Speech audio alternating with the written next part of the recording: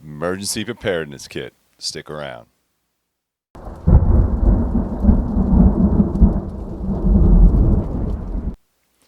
Hey guys, welcome back to the channel. Welcome back to Three River Survival. So, if you haven't already heard, we had an earthquake here in the Northeast, so New York, New Jersey, Connecticut, and I think parts of Philadelphia. We received a 4.8 earthquake on the East Coast. It's kind of rare. It does happen. Also, we have a lunar eclipse coming up, all right? So those are also rare. They come around every couple of years. And we are scheduled to have that happen on Monday. Now, I was at work when the earthquake hit. Felt a little bit of a rumbling. No big deal. Nobody hurt. No injuries reported. Just a little bit shook up for the most part in all those cities. So not really much of a big deal. But I thought I'd pull out this kit just to give you guys a little bit of an idea. Understand a lot of things in the world that are going on right now are pretty sketchy, pretty scary. We do have election season or riot season coming up, so you guys know what's going on in the world, but I think you should have this kit. And again, it's not just for bug outs. A lot of people want to go with the zombie apocalypse. That's fine, but natural disaster is probably more than likely.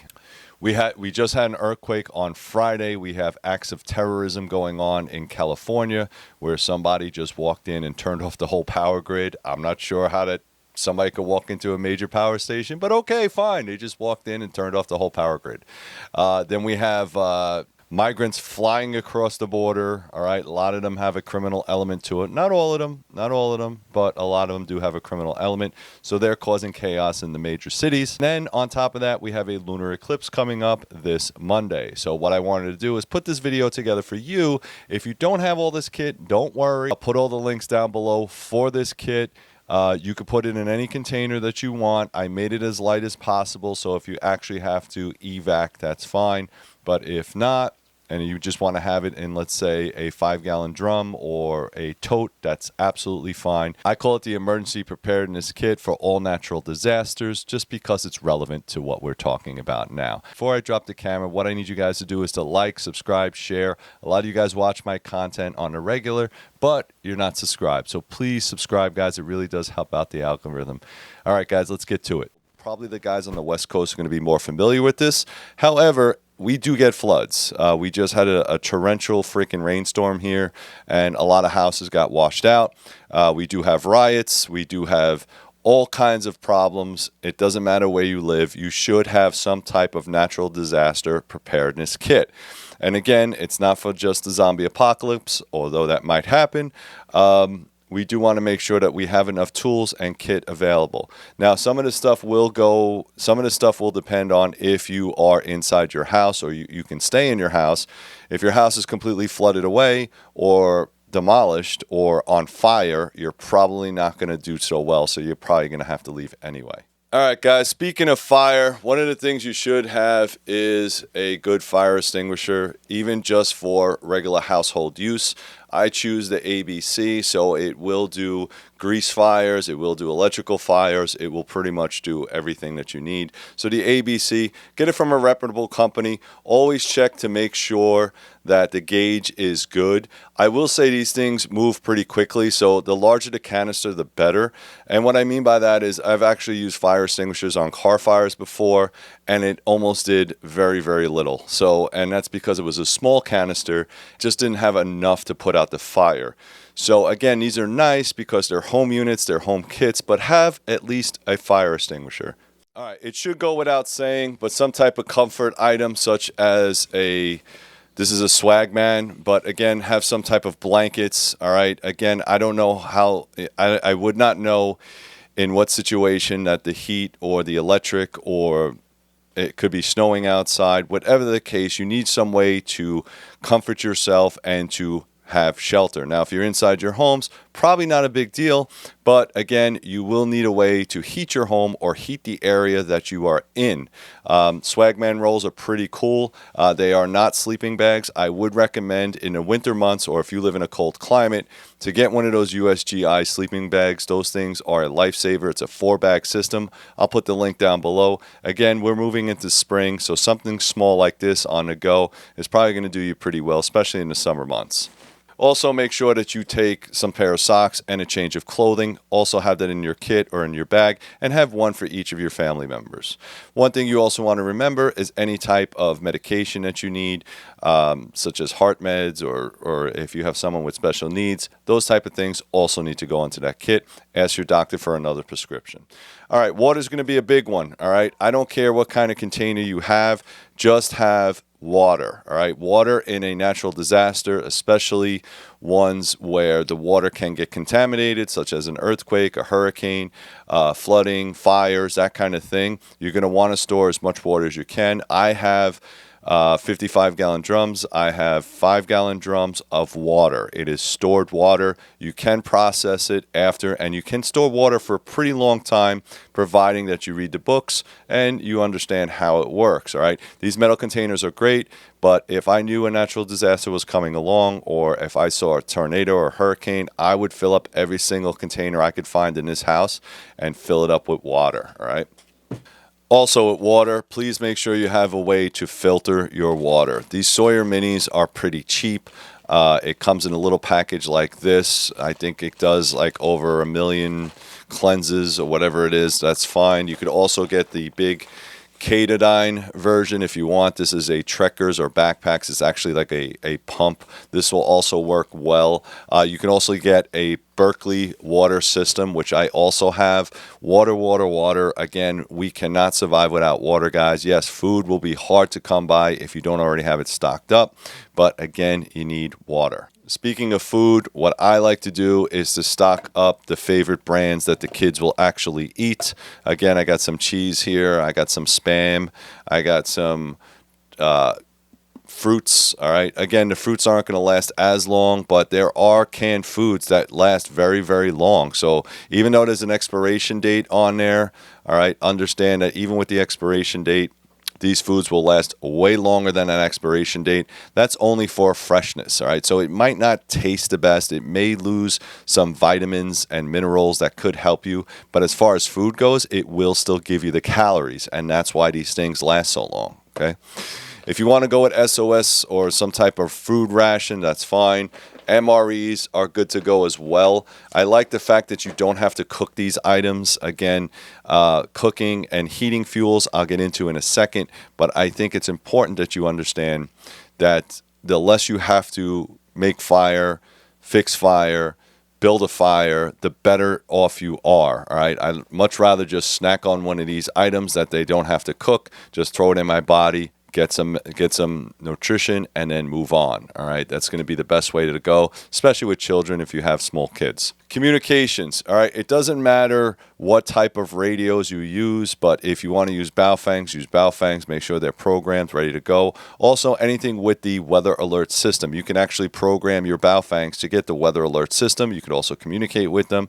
Everyone in your family should have some way to communicate. All right, again, we need to know what's going on in the outside world. Any type of crazy natural disaster, it's most of the time going to be temporary. If you remember 9/11, which I was around at that point and time, I do remember 9/11.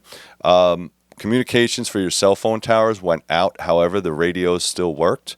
And CB radios and all these type of radios were pretty important. Okay, ham radios also did work. All right, cell towers didn't work, but ham radios did work. And again, if you need some information, this is probably the best way to get it. So invest in a good set of radios, or you can get the Baofangs. That being said, you're going to have to find a way to power your equipment. This happens to be a battery bank. I don't care which one you have. Just make sure you have some way to power your electronics. Again, make sure all your electronics are powered up and ready to go. Make sure all your batteries are set up and ready to go. You can have a stack of batteries just ready to go in case of an emergency.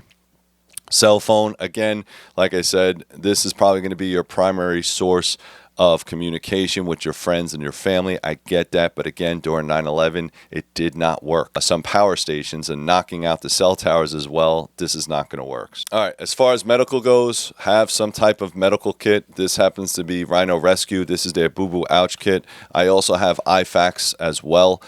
Depending on your needs, you will have, at some point, if you are in a natural disaster, you will need some type of medical kit. Doesn't matter which one you get, just get a good reputable company Make sure it has all the kit. And more important, make sure you get the training. Know how to do first aid, all right? It's not that hard. If you go on... If you go to the Red Cross website, they actually have classes in your neighborhood, know how to give CPR. Basic medical first aid is all you need, how to splint, how to fix sutures, Band-Aids, that kind of thing. If you want to go even higher, go to like the TCCC or check out EMT courses. All right, all those courses will come in handy, especially if you have somebody that has special medical needs. As far as disasters go, we have to have a way to protect our lungs, so I like the N100s or N95s. 3M seems to be the best brand for me. You decide what brand you like. If you don't have that available, you can use one of these, but be advised that these are only cotton masks. If you want to wet them and put them around your face, that's fine. But these are not medical masks, all right? These are not for particulates. A lot of people I see on the subways and even now still wear these. These are mostly for comfort. Yes, you can wet a cotton mask and put it over your face for smoke inhalation. That will work to some extent, but what you really want is particulate protection, all right? So make sure you have some of that.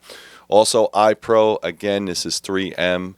If there's any debris falling, or let's say you're on the go and something happened and you needed to protect your eyes. Guys, there's not going to be any eye doctors or emergency services available, so just please protect your eyes. It's really that simple. A couple other items that you might want to get: a good pair of work gloves. All right, you can get these pretty cheap in Walmart, Home Depot, whatever it is. Make sure you get the leather lined or the thickest ones that you can. Again, this is mostly for work. These are not tactical gloves. You're going to be working through glass. Let's say if you're inside your house, you might have to pry open some doors, clean up the mess, all that kind of stuff. You're going to need some type of protection on your hands. Those tactical gloves, although they're cool for tactical, you really need work gloves. Any type of tape. I like duct tape. I also like electrical tape. Duct tape works great because it pretty much sticks to anything. Also, any type of plastic. If you want to get that sheeting plastic, let's say you got a window that's busted out, you might want to seal it off. For a short term, duct tape works wonders. All right, you could also make containers with this. You can also use it for first aid. So I really do like duct tape. Gorilla brand is probably one of the best ones that I have, so I use that most of the time. All right, a good hank of rope. All right, I like the climbing rated or any type of rope that you can put substantial amount of weight on. I know a lot of people are going to take 550 cord, and that's fine. If you're setting up small quickie shelters and you need shoelaces or survival stuff, that's fine. But when you need to lift heavy equipment, let's say a piece of your house is now broken or fallen over or whatever the case, and you might need to tie something off, you need heavy gauge rope. Climbing rope is pretty good. This is what I use to pull up deer with. All right, so this is my rope for deer, and I've gotten some pretty 300-pound bear and deer. All right, this is what I use. So I know at least up to 200 to 300 pounds this will actually hold. All right, so again, make sure you know your climbing ropes and all that other stuff. But again, get a good hank of rope. All right, as far as equipment with you, I would absolutely take some type of pry bar. All right, this is a flat pry bar. You can get these relatively cheap. This one's pretty old because I beat it up, and I think this is my grandfather's, but this thing still works. Really cool to go old school, all right? These pry bars are they're not overly heavy, but they will get inside door jams. And again, like if you're inside of a building that has collapsed and you need to get out and escape, this is probably going to help you out. Also have some way to cut yourself out. Now, this is just a hatchet. If you wanted to use a hammer hatchet combination or something like that, that's fine.